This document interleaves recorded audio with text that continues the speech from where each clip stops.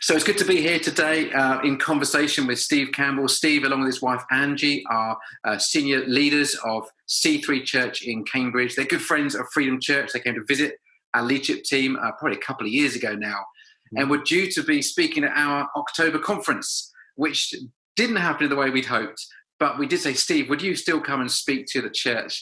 And so he's due to speak next week as part of our Church Online program. We said, how about we great to hear from you? And let's do a little chat and interview and just to get to know you a bit better. So, Steve, good to have you with us today. Great to be here, Sim. Been looking forward to it. And I'm sorry we couldn't make the conference work for you, and you've had to record online. How has it been going online for you at this time? Yeah, I think like everyone else, when we went into the first lockdown, over a weekend, we got into our building here where we're recording this from, and we did some back-to-back services. So we took like 12-hour day. We did some preaching because we didn't know whether what we'd be allowed to do. We did preaching, we did worship sets, and we got 10 weeks worth of done. So for the first 10 weeks, we were fine, so to speak, because we couldn't go into our building to do anything. And we were ready for that online. And we've just tried to gradually improve. We're just buying more new equipment. And when COVID hit, we divided everything down two routes. One was community work, and the other was our online presence or digital stuff. So it's been going fine. It's a little bit harder to measure. It's weird speaking to a camera and getting no feedback from a camera. I'm very much... I realise this actually. I'm very much a feel the room. I get my energy from the room. I'll read the room and respond to the room. Well, there's no room to respond to. I did something recently with another church, and there the camera went in. They put the camera on, said go, and then the cameraman left the room as well. There was just me. So it's different, but it's a whole new set of skills to learn, isn't it? I don't know whether I'm learning well or not, but I'm doing it. Yeah, well done, Steve. I think you're not alone. I think there's a lot of us trying to move on from how you feel the room. You're absolutely right. As a church leader, we may even talk about sensing what the Spirit of God is doing. It's very hard to sense what the Spirit of God is doing, especially if you're pre-recording something. What will God be doing when it goes live? So, Steve, just a little bit about yourself. Because I know your background is you're from the Wirral, Liverpool area. That's your background, your story, and what took you and Angie from that beautiful part of the country, home of the Premier League champions. I should put my hat on, shouldn't I? There we go. This wasn't arranged, ladies and gentlemen. I can't believe I even mentioned it. But what took you from that down to Cambridge City, which I think they're still languishing somewhere in probably League One or something? Don't even go there. We've got a good rowing team. That's true. Yeah. And some of the great people. I was born in Cambridgeshire, so it's a great part of the country. But tell us, Steve, what took you to C3? Well, I'll come on to that. But interesting, you saying I know you had contacts with the church in Isleham, and I was down to speak there this coming weekend. But with COVID, it's all changed again and lockdown. So we know your background and that kind of thing. I was dedicated in Isleham Baptist Church. There we go. Yeah. There's a little aside for everyone. There we go. But how did we get here? We've been here as well since 1994, so 26 years now. We were part of a large network of churches. I'm not sure if that network still exists, but we were then. And we'd just done a building program in the Wirral, a lot different than the building program here that we ended up doing. But we bought an old school, a Roman Catholic junior school, and we'd done it up. And the very opening weekend, one of the kind of oversight to us came and spoke. And at the weekend said to us, have you ever considered moving? And we said, well, it's funny you should mention that. We have, but not now, because we've just done the building program. Things were popping, done a lot in the community. But he planted a seed, and he basically said to us, when you feel it's right to move, give me a ring. And in 1993, we came down this way, actually, not close to here. It was the gym campaign, Jesus in Me. And you remember that. And we were at Hemsby in a Butlin site doing that. And God spoke to us that it was time to move. And I rang the guy and said to him, Yeah, we would love to. And we were given kind of different options. One was to consider Leeds, or the other was Cambridge. And we came to Cambridge, stood in the middle of the city centre, which has vastly changed in the years we've been here, but it was Freshers' weekend. And we didn't hear any voice from heaven, but we had this deep conviction. This is where we're meant to be. We went back to the guy and said, yeah, can we go? Can we look at Cambridge? But if we move, we want to move somewhere for the long haul. We kind of done a lot of observation, particularly in the network we were in, and saw that there was often a wall that pastors would hit or leaders would hit. And often they wouldn't persevere through that wall and they'd get moved on. And you'd hear, oh, so-and-so's moved to another church or doing a church plant. And we just said, can we go somewhere and stick it out, please? Because we knew we'd seen it. We'll have a honeymoon period, that will end, and then we've got to get on with the work. Now, I've got to be honest, I didn't think we'd be here 26 years. I thought a good 10-year or 15-year stint, but here we are 26 years later. Now, in time, we left that network, and our children have grown here. We've got 3 kids, all adults now. We're grandparents now. 2 of our children are in the church with us, and our other daughter lives in London. So she moved away to Australia for a few years, as did our other daughter, and then ended up back, all walking with God, all loving God, which to be honest, I just mentioned that. That's one of the things that we are most proud of in our life, is that our children love God and they love church. And a lot of leaders' kids get put off church, but ours haven't been, which can be quite annoying, because they're a provocation to us, because maybe we've grown a bit more cynical in our older age with church than they have, and they're correcting us. I'm just being honest. Yeah, no, it's good. And what a great story they'd say. Our children love God, love the church, and I love the fact they kind of provoke you a bit. That's not a bad thing to have in your family around you. Tell us a bit about what is C3 Church, because C3 started off as it was Cambridge Church, Cambridge Community Church, the 3 C's. I know it's got much bigger than that. You've tried to change the C's into other statements. Yes. What is, and I know it's an unusual season right now, but what is C3 Church today look like? Yeah, that is an interesting journey, because it did stand, our 3 C's historically were Cambridge Community Church. But one of the things we felt God had put in our heart was that we were to start other churches in other places. And obviously you can't really be Cambridge Community Church London. So we decided to stay with C3, which was a bit of a risk, because there is another network called C3.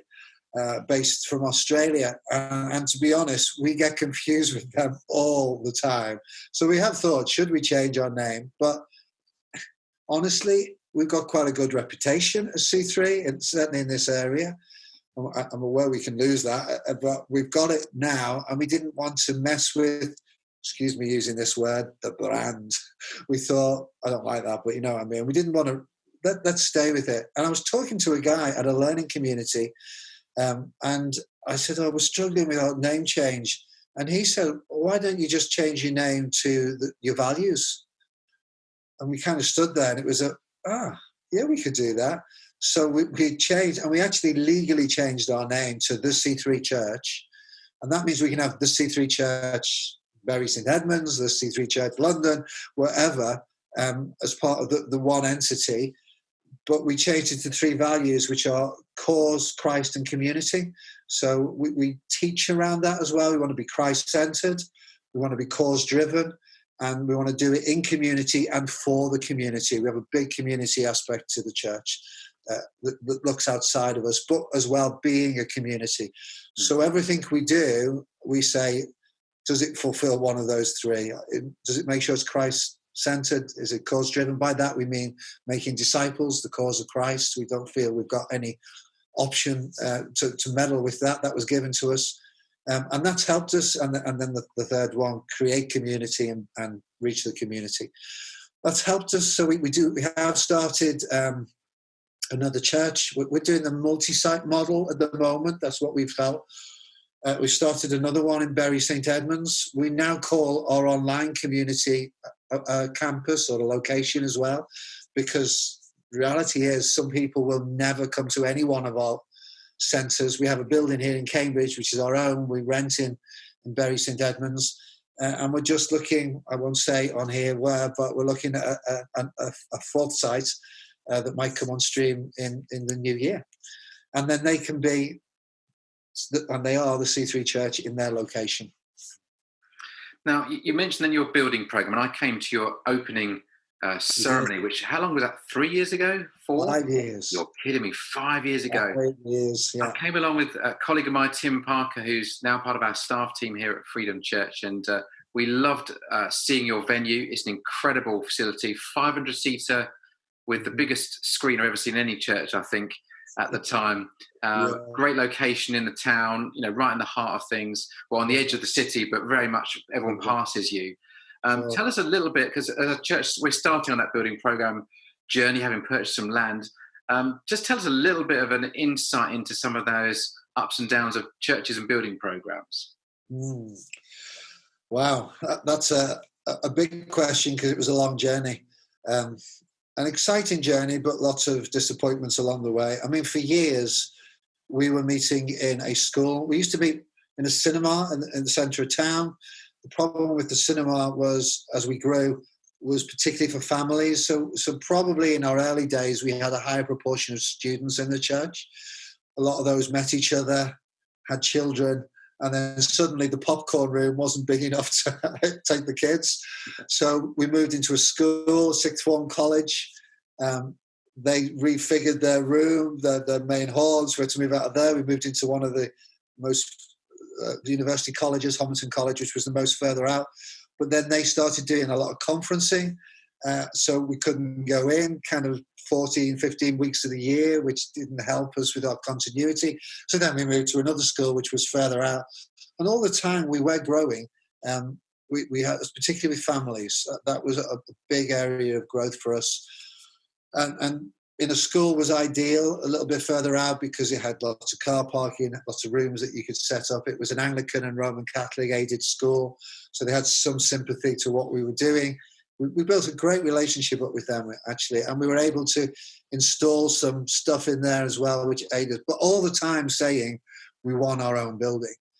But Cambridge, as many of you might know, it's a growth city. Everyone wants to come into Cambridge business-wise. So anything we were going for, we were always fighting with some big companies who wanted that land or wanted that particular warehouse or whatever we were looking at. And so we had disappointment after disappointment. And we had a vision fund, which was the building, but it wasn't growing that much. It was reasonably consistent until eventually an Anglican church, I'm going like that because I'm on the land where the Anglican church was, approached us and said they wanted to keep it as a Christian witness. It was built in 1936. It wasn't pretty. It was not insulated. It was an old chapel. Would we be interested in buying it? They were going to put it on the market, but they didn't want to sell it to developers, because land like this is snapped up by developers. As soon as it goes up, everything's flats or houses that are built all over, because it's such a boom city. And we were very interested. So we came, saw it. This was 2009, eventually bought it in 2010. It was a hall that sat 60 people, maybe 80 people, had old electric heaters on the ceiling. And then there was and we actually moved in an afternoon service. We said, right, we'll stay in the school. We're going to start an afternoon service until we've done the design. It also included the manse next door, and we wanted to knock it all down and build a purpose-built centre here. Now, it's right opposite Sainsbury's, which is the biggest supermarket in the city. So 33,000 people go past here a day. It's on the main road, so it's a superb position. So we went for planning, and all sorts of disappointments along the way, if I'm honest, that weren't allowed. Because it had been a church, we had the advantage of being able to use that angle, keeping it as Christian witness, but we wanted a contemporary feel to it. We went to an architects competition in the city, and the guys that won it, BCR, which stood for Barber Casanova Ruffles, in Cambridge here, they were the architects, and we worked closely with them, which took us a few more years. But the great thing was, when I look back now, the journey was so exciting. One of the things you have to watch when you move into the building is that you don't feel like you've arrived. As soon as we moved in was when we started talking about multi-site and planting out new congregations and sending people away, because we didn't want the building to become something that locked us in. And that's been a challenge, because people fall in love with buildings, and buildings are not what we're about. It's got to keep us on mission. Now, we moved in, we were a church of 450, and we have doubled in size. So this building has helped us tremendously with our vision of reaching more people. It has. People often say, spending all that money on a building, yeah, we've reached more. We spent 7 million on this building. We had a £2.5 million mortgage from stewardship. We've now got a £1.96 million mortgage, so it's gone below the 2 million, which might not sound great to some of you, but it's a milestone to celebrate. We had 3 people in the church that acted as guarantors to get us a little bit more loan. They've all been released now because we're below the 2 million, which is good. I just think for them, they were generous in that. But it's just been one step. Now, if you want me to talk about disappointments, I'll just mention one. We had the design, so we got it all accepted, and we had builders that we went for tender with. But one builder was £1 million cheaper than everybody else. £1 million is a lot of money. So we thought, we'll go with them. They're the best ones to go with. We did our due diligence with them, and it was okay. So we were moving forward, but we still didn't have enough money. And then in Christmas one year, so this must have been 2013, we took an offering to try and get the last bit of money to get enough to release the mortgage, because we needed 70-30 ratio, 30% of money in the bank. And we took the offering, got the money, went to the bank and said, good news, we've got enough money, can we go for it? And they said, yeah, let's just check your builders out. Only to find out that those builders we were working with had gone into administration just weeks after we'd done our due diligence, and they'd never told us. And one of the directors was in the church. So we suddenly had this very awkward situation. We told the church, we've got the money, we're going to build, and then a big disappointment. And we had to raise another £1 million because the next builder was £1 million. And we didn't do that overnight. That took us another 2 years of giving and of looking at the building, what we could value engineer out of it. But eventually we got there. The thing I always said to the church was, we will build, I just can't tell you when. And it was years away. Obviously, the first tranche was 10 years, and then it was 2 years, and eventually we did build. And then when we built it, sorry, this is a long answer. We built it with phasing. So where I'm sitting wasn't part of the first phase. This is the top floor. It was just a shell. And then a miracle, we had another building that we didn't own it. There was a clause, a covenant on it that didn't allow us to sell it. So we went to the Charity Commission and said, look, this is an 1896 church building. We've been in it for 25 years. It was just our offices, basically, with a baptistry in it. We used it for baptisms.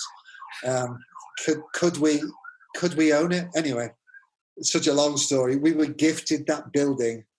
We knew of another church that were planting, offered it to them, and they gave us, through some businessmen who'd spoken to them, they gave us £1 million, which allowed us to finish all the rooms on the top floor of this building that I'm in, and sped the whole process up. The fact was, we bought this land off another church.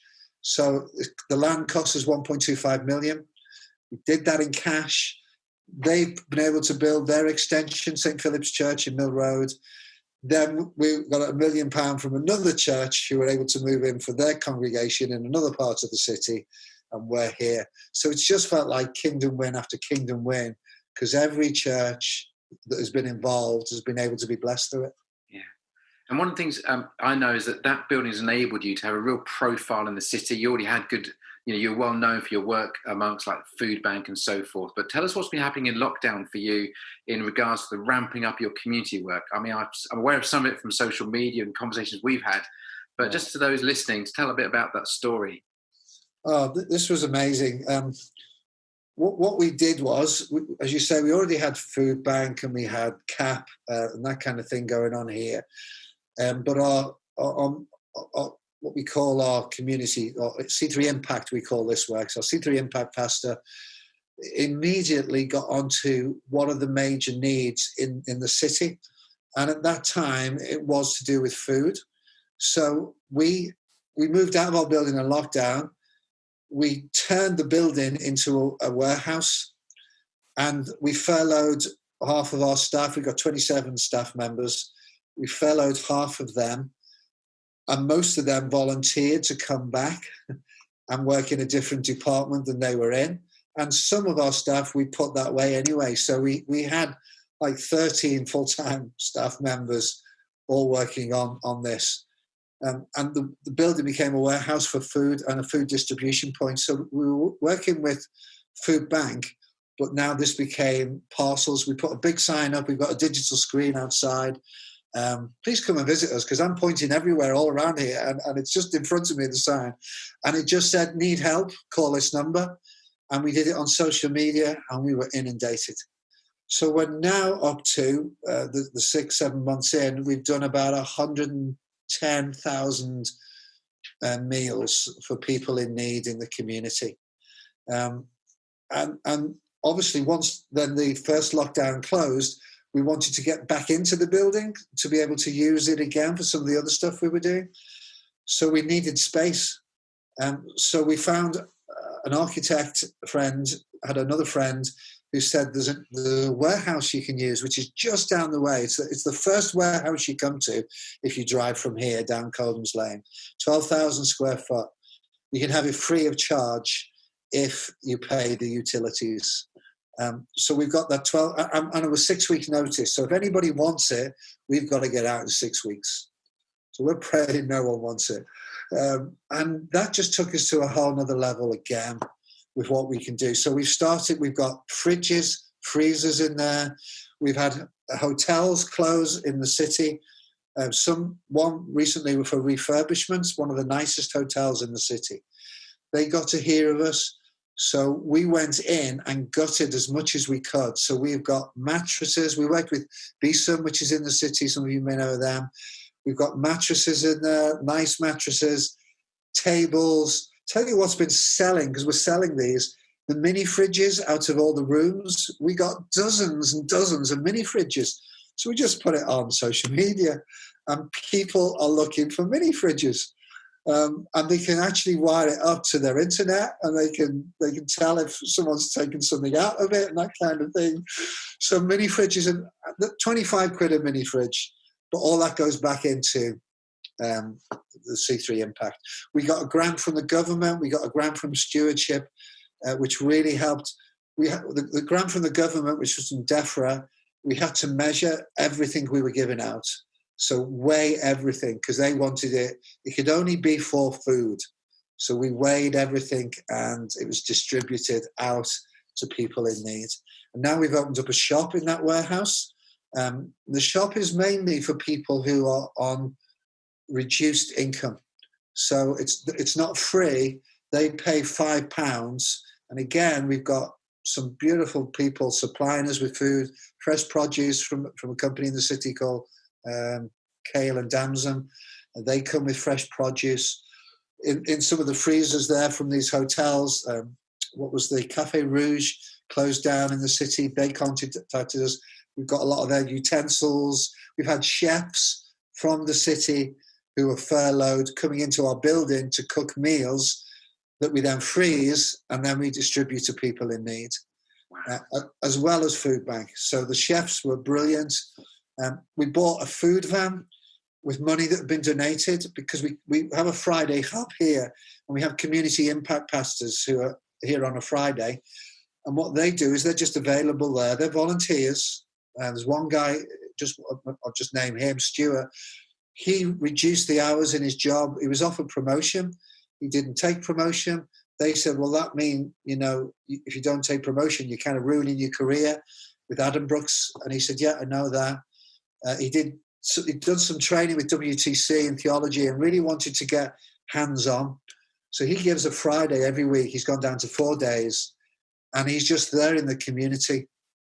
And he helps people with housing benefits, people who can't use computers, that were there with money advice, or to signpost them with housing, that kind of thing.